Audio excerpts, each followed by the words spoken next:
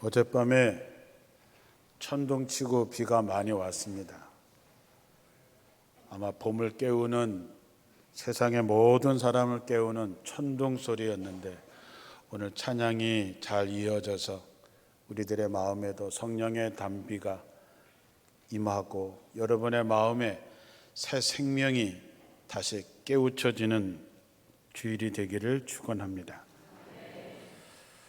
우리가 부활절 연합예배를 드리게 되면 교회별로 광고를 통해서 우리가 후원을 하게 됩니다. 그래서 우리 교회가 120주년이라 120명 정도는 후원을 해야 되는데 한 30명밖에 안 된 것 같아요. 제가 여기까지만 얘기할게요. 120명 중에 못 들어가는 것을 자존심 상해하는 여러분 되시기를 바랍니다.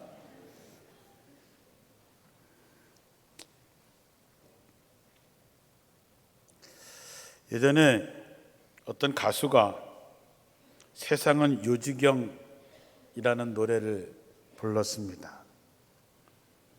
요즘 세상 돌아가는 것을 보면 참 요지경인 세상에 살고 있습니다.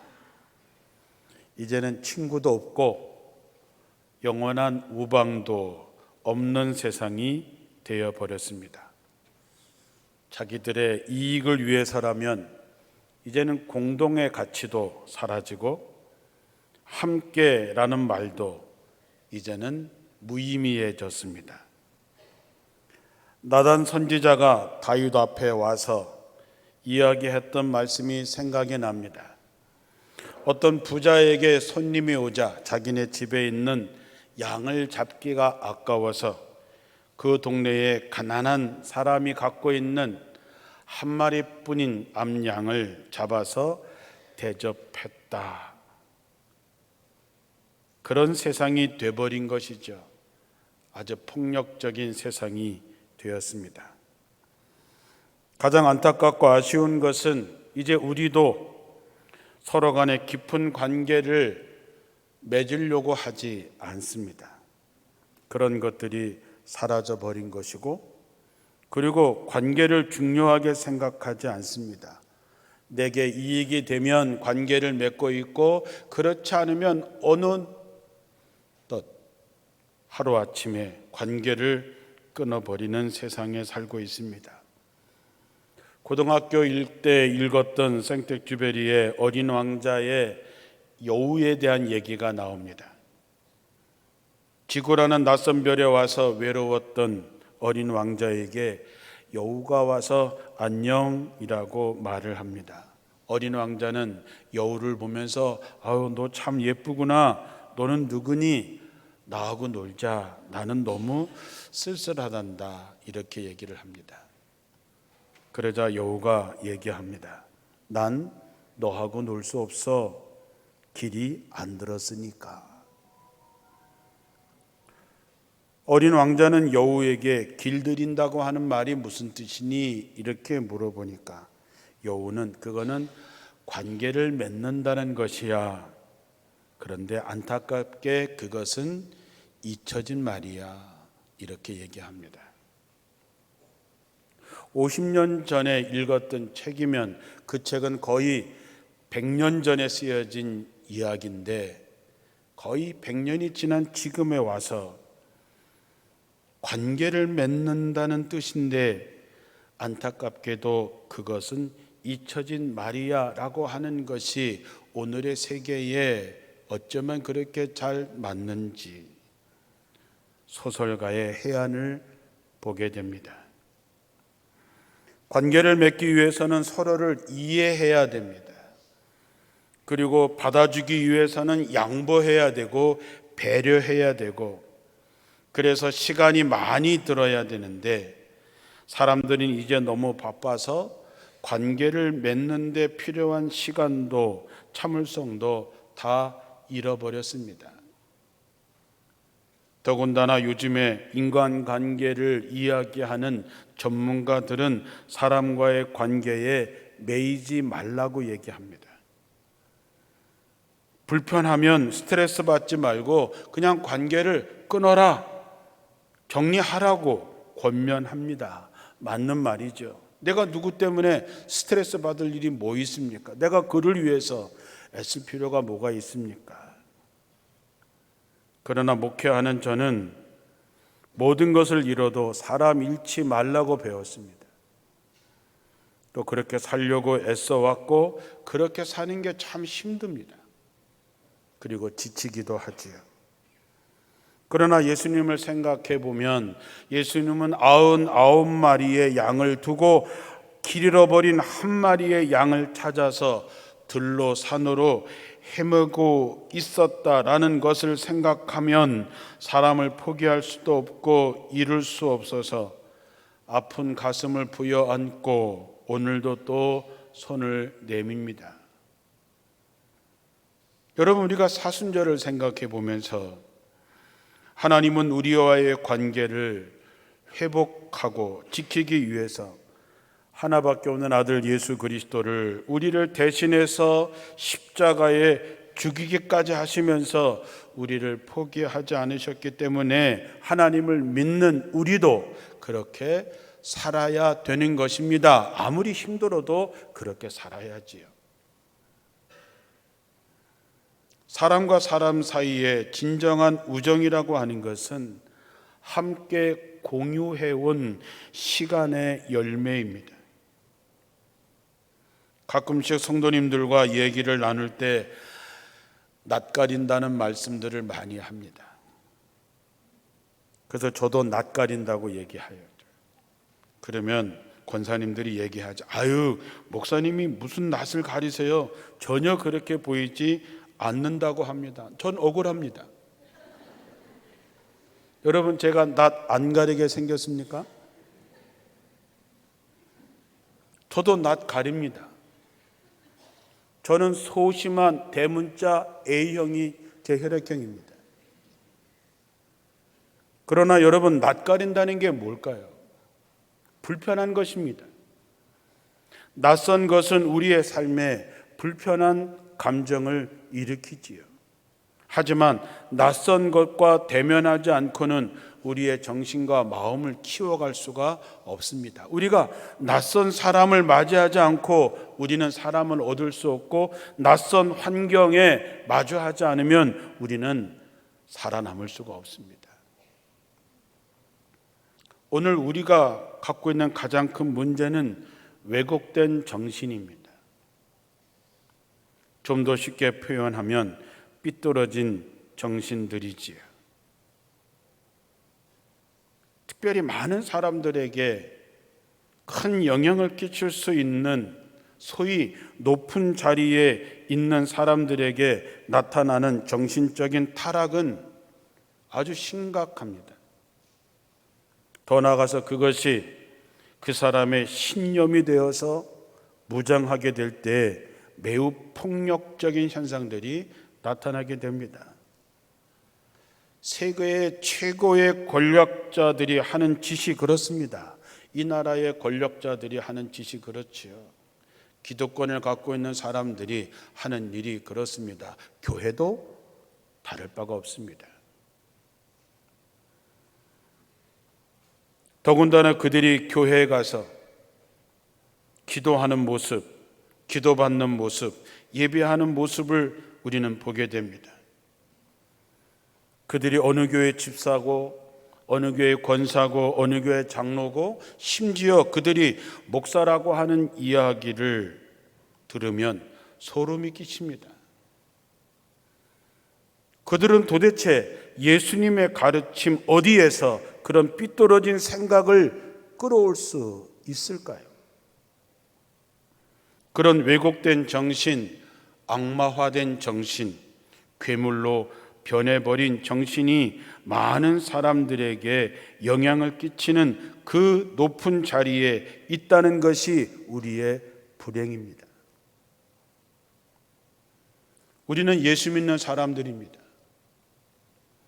언제 어디서나 예수를 바라봐야 되겠지요. 왜냐하면 예수님만이 세상의 구원자이시기 때문입니다.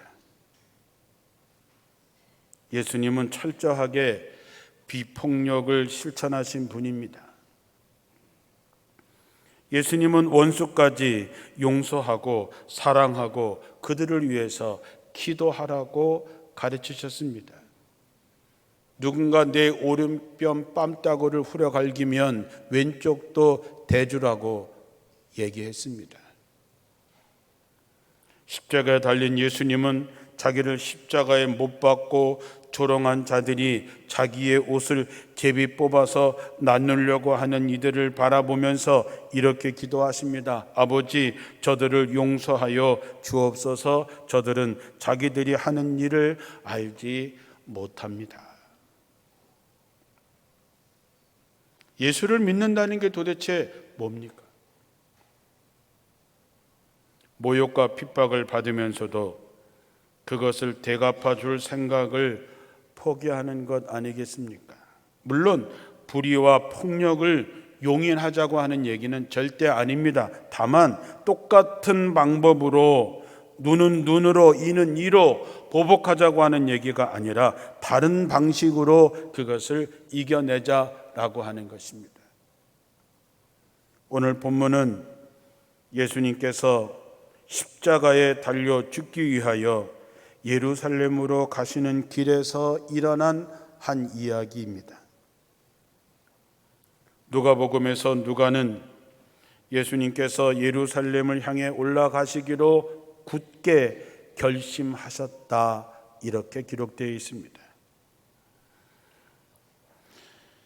이 말은 마치 즐거운 여행을 마치고 집으로 돌아가는 사람의 홀가분한 기분을 나타내는 말이 아니지요. 그렇다면 굳이 굳게 결심할 이유가 없기 때문입니다. 십자가에 달려 죽을 날, 그 날이 가까이 오자 주님은 마음에 굳은 결심을 하시고 예루살렘을 향해서 가고 계신 것이지요. 그러면서 예수님께서 사자들, 심부름꾼을 보내서 앞에 있는 마을에서 뭔가 좀 쉴 수 있는지, 뭔가 좀 요기는 할 수 있는지, 잠깐 쉬었다 갈 수 있는지를 알아보라고 한 것이지요. 그런데 뜻밖에도 사마리아 사람들이 매우 적대적인 태도를 보입니다. 몽둥이를 들고 나왔는지, 재수 없다고 소금을 뿌렸는지, 싸늘한 눈길을 보냈는지 알 수는 없지만 분명한 것은 예수님의 일행을 환대하지 않았습니다. 그 이유가 뭐냐? 누가는 예수가 예루살렘으로 가시는 도중이기 때문이다 라고 말합니다. 사마리아의 그 마을에 있는 사람들은 이미 예수님에 대한 소문을 들어서 알고 있었습니다. 다른 마을 사마리아의 수가성에 있는 여인의 이야기를 통해서 예수님이 어떤 분인 줄 알고 있었습니다. 예수님이 병자를 고치시고 귀신을 쫓아내고 사람 차별하지 않으시고 모든 사람을 환대한다는 얘기를 들었을 것입니다. 그래서 예수님을 만나고 싶은 사람들이 많이 있었겠지요.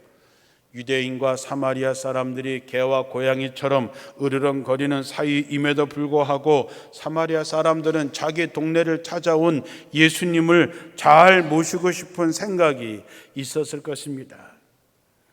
예수님이 자기들의 회당에 오셔서 좋은 말씀도 가르쳐 주시고 그리심 산에 있는 성전에서 자신들과 함께 예배 드리기를 바랬을 것입니다. 그런데 알고 보니까 예수님이 거기에 머무르시는 것이 아니라 예루살렘으로 가시는 길이라는 사실을 확인하고 나서 그들의 태도가 돌변합니다. 마치 예수님이 우리를 찾아온 우리 편이라고 생각했는데 우리 편이 아니라 지나가서 예루살렘으로 가신다고 생각하니까 예수님을 경쟁자로 왜곡해 보기 시작한 것이지요. 우리가 잘 알다시피 이스라엘 사람들은 사마리아 사람들을 철저하게 무시했습니다. 아수르 침공 이후에 이방인들과 피가 섞였다고 해서 예루살렘에 사는 사람들은 그들을 이방인으로 취급하고 상종을 하지 않았습니다. 그래서 사마리아 사람들의 마음에는 불로 지진 듯한 상처가 아프게 남아 있습니다.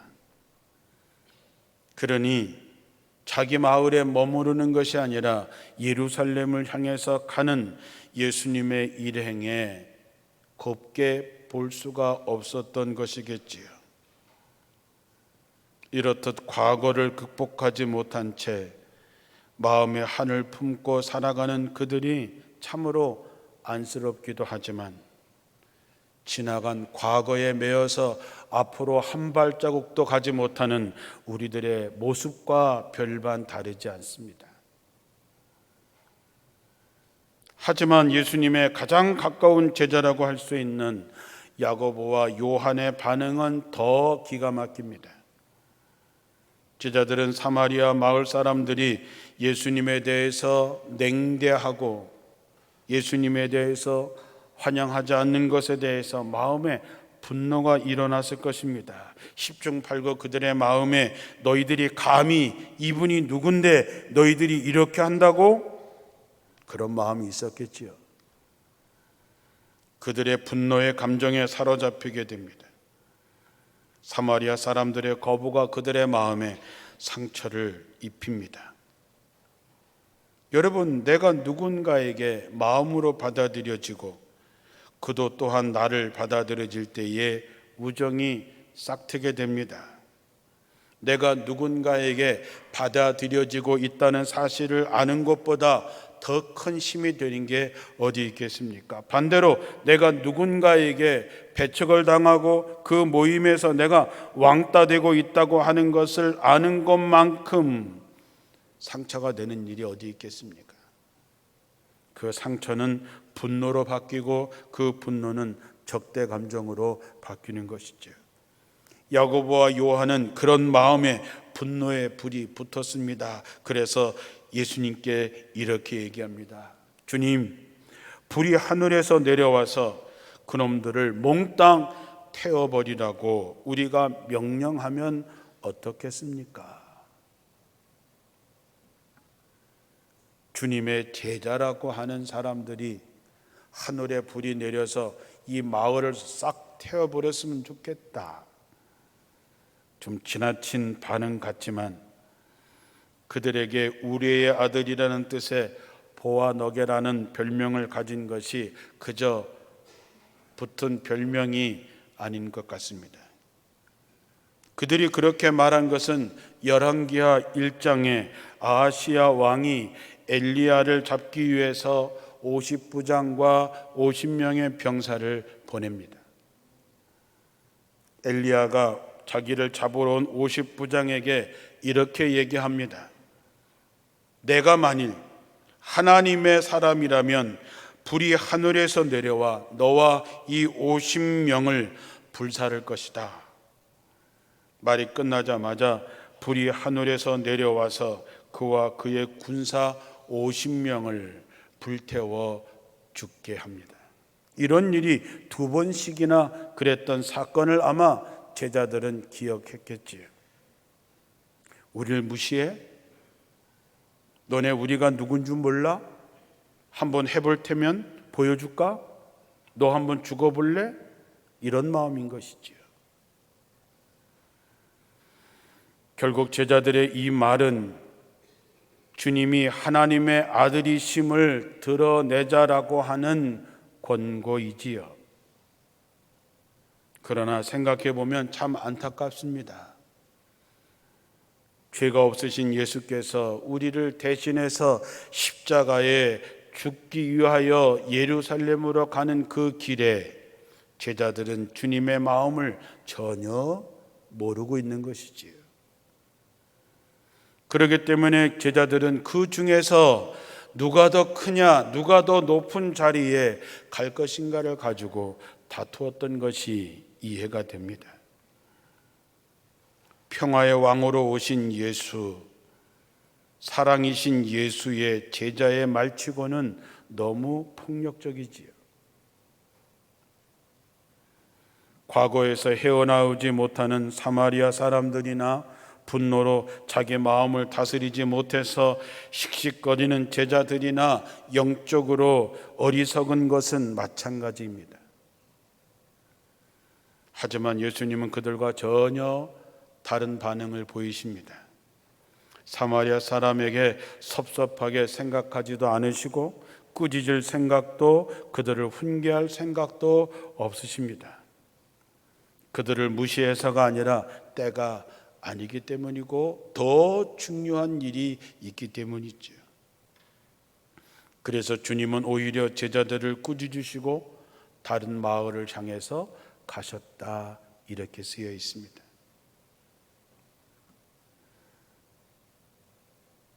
우리가 누군가의 반응에 상처를 입는 것은 나름대로 갖고 있는 자존심 때문일 것입니다. 그러나 화내고 성질 부려봐야 결국 상처를 입는 것은 자기 자신뿐입니다. 우리는 부정적인 마음에 저항할 수 있는 예수의 마음을 품어야 됩니다. 우리는 가끔씩 그런 말 하지요. 생각하면 생각할수록 열받네. 생각하면 생각할수록 화가 나네. 그런 마음이 여러분들의 마음에 들어올 때에 예수의 마음으로 그러한 마음들을 이겨내야 된다고 하는 것입니다. 시도 때도 없이 화내는 사람은 빈곤한 사람입니다. 어리석은 사람이지요. 불쌍히 여기면 됩니다. 웨슬리 목사님의 설교 중에 사랑에 대하여라고 하는 설교 마지막 대목에 이렇게 기록되어 있습니다. 모든 자녀와 친구 또는 원수, 기독교인, 유대교인, 이교도 또는 불신자에 대한 따뜻한 사랑이 없는 믿음, 모든 사람에 대한 친절함이 없는 믿음, 만사에 포기가 없는 믿음, 어떠한 상황에서도 만족할 줄 모르는 믿음, 이러한 믿음은 현재, 과거, 미래를 불문하고 그리스도인의 믿음이 아닙니다. 우리의 생각과 생활 방식이 다르고 심지어 고백하는 신앙이 다른 사람조차도 사랑할 수 없는 믿음은 믿음이 아니라고 하는 것이죠. 이런 웨슬리 목사님의 말은 편협된 우리들에게 경종을 울리고 있습니다. 오늘 우리가 사는 이 시대의 불행은 똑똑하고 잘난 사람은 많지만 예수의 큰 마음을 품고 사는 사람이 없다는 것입니다. 작은 물살에도 이리 까불리고 저리 까불린다면 우리가 언제 하나님의 나라를 세울 수 있겠는가? 예수님은 당신을 3번씩이나 부인한 베드로를 품어 안으십니다. 당신을 배신했던 유다를 보고 예수님은 그의 이름을 한 번도 거론한 적이 없습니다. 유다를 보면서 이렇게 말씀하셨습니다. 참 불쌍한 사람, 차라리 태어나지 않았었더라면 좋았을 것을. 이게 예수님의 마음입니다.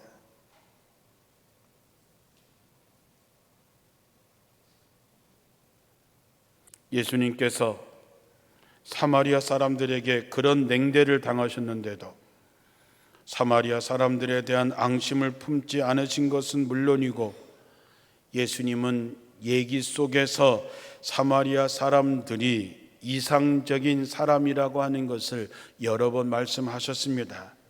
우리가 잘 아는 선한 사마리아 사람의 비유에서 진정한 이웃은 누구냐? 사마리아 사람. 나병 환자 10사람이 고침받았을 때에 한 사람만 돌아와서 예수님께 감사하고 하나님께 영광을 돌렸는데 그 사람이 바로 사마리아 사람이라고 얘기하셨습니다. 이것이 예수의 정신인 것이지요. 지금 우리는 120년을 맞이했습니다. 우리는 120년 동안 예수님과 함께 예수님처럼 걸어왔을까요? 여러분은 지금 예수님과 함께 길을 걷고 있는데 여러분의 마음은 예수의 마음일까요? 주님은 분노에 사로잡혀 있는 야고보와 요한을 꾸짖었다 그랬습니다. 예수님이 돌아서서 그들을 꾸짖으셨다. 돌아서서 그들을 보며 꾸짖었다고 하는 것은 정색을 하고 야단치셨다고 하는 것입니다. 주님은 제자들을 다독이지 않습니다. 너의 심정은 내가 이해해. 너희는 그 정도로 얘기할 수는 있어. 그러나 그건 안 되잖아. 이렇게 얘기하신 것이 아닙니다.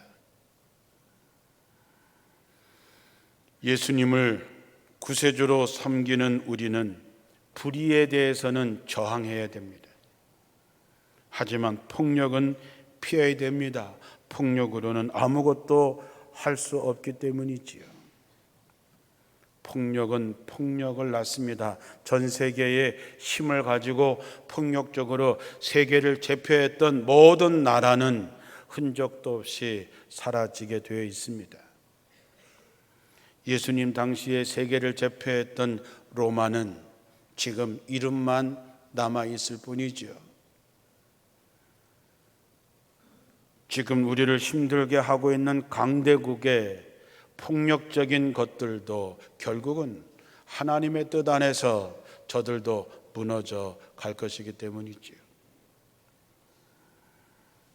생각해 보면 야고보와 요한은 행복한 사람들이었습니다. 왜냐하면 정색하고 꾸짖어 주시는 스승님이 계셨기 때문이지요. 그래서 우리의 아들이라고 별명이 붙었던 요한은 바로 꾸짖어 주시는 예수님 때문에 그는 사랑의 사도라고 불리우게 된 것이죠. 여러분의 마음속에는 누구를 미워하고 있습니까? 여러분의 마음속에 있는 분노, 여러분들의 마음속에 있는 증오는 무엇 때문입니까?